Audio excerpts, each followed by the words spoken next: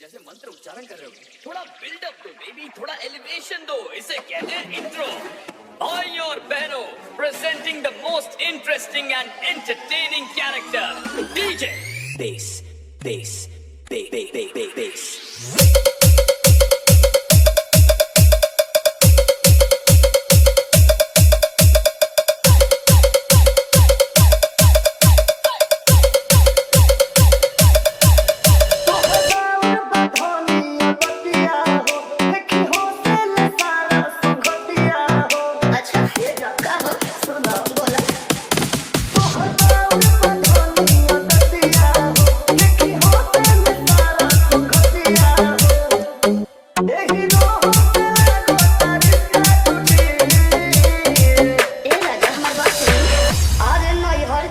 ससुरा छोटे भले फोनवा फोटे